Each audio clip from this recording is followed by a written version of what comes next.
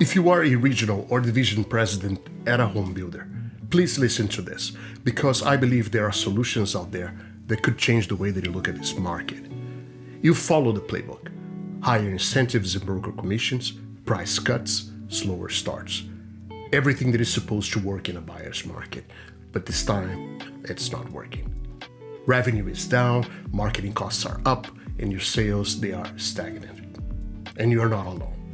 Across the country, home builders are running the same plays from the same old book, and the results, disappointing. Why? Because this isn't just another slowdown. It is a qualification crisis.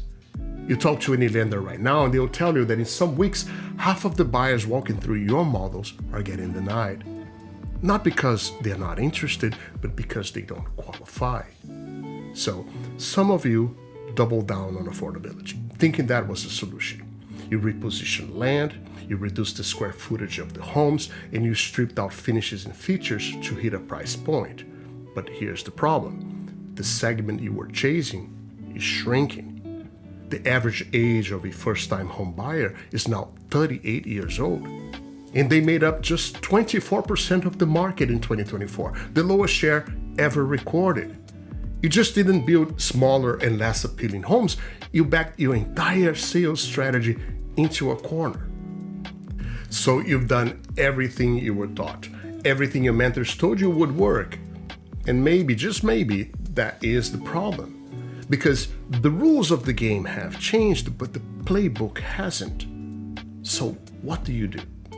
Well, here's what most home builders are missing. There is one strategy that is working, and a handful of builders in Florida, Texas, California, and New York are already using it to take back control of their numbers. I'm talking about international sales. Now, listen to this. Between April of 2024 and March of 2025, foreign nationals purchased over $56 billion in U.S. residential real estate, more than 78,000 homes. That is nearly an entire year's worth of closings for one of the two top home builders in the country. And nearly half of those purchases were all in cash, no financing and no fallouts. In fact, the average foreign buyer spent $86,000 more per home than U.S. buyers did. Now, let me ask you a simple question. If you're managing a stock portfolio, would you put all your money into a single stock? Of course not. That would be reckless. So, why are you doing it with your sales pipeline? If you want to reduce exposure, you must diversify.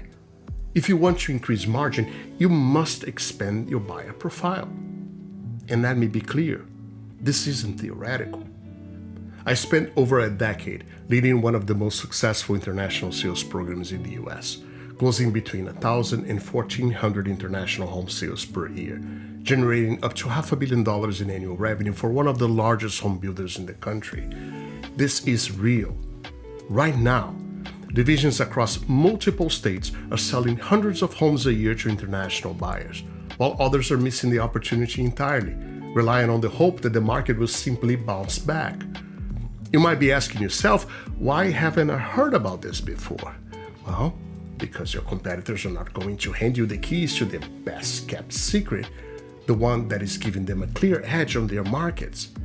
In fact, for some Florida divisions, international sales account for up to half of their annual closings. And right now, you need every strategic advantage you can get. International business isn't just an edge, it is a whole new pipeline. Let me give you an example. After the Great Recession, South Florida was hit hard, but it didn't stay down for too long. Foreign capital played a major role in its recovery, with international buyers accounting for more than 60% of the condo sales in Miami between 2009 and 2013. Entire towers got built thanks to buyers from Brazil, Venezuela, Argentina, Canada, and Europe, and that wasn't luck, that was strategy. And it's not just history, it is happening again. According to the Miami Association of Realtors, international buyers accounted for 49% of all new construction units sold in South Florida this year. And if you're not tapping into that demand, your competitors are. And they are not going to tell you how they are doing it. And here's what most people miss. Real estate cycles are not global. Just because we are entering the buyer's market here doesn't mean it is the same in Sao Paulo, Bogota, Toronto, or Madrid. Right now, this very moment, there are thousands of foreign buyers actively looking at US real estate. And the question is, are you talking to them? Do they even know your product exists? Because if not, you are invisible. And if you're invisible, you are irrelevant. And to make matters worse, new tariffs and tighter immigration policies are coming. And that means higher construction costs, tougher labor shortages, and even more upward pressure on prices. So if you think affordability is a problem now, wait 6 months. That's why the builders who diversify today will be the ones still standing tomorrow. You know this. In every negative cycle, consolidation follows. Smaller, underpositioned builders get acquired, folded, or pushed out. Not because they failed to build, but because they failed to shift. If just a few hundred incremental international sales a year could stabilize your division, protect your margins, and bring momentum back into your pipeline, then have the courage to explore unfamiliar territory, one that is already delivering results for your competitors. And if you're ready to build an international sales program for your company, let's talk.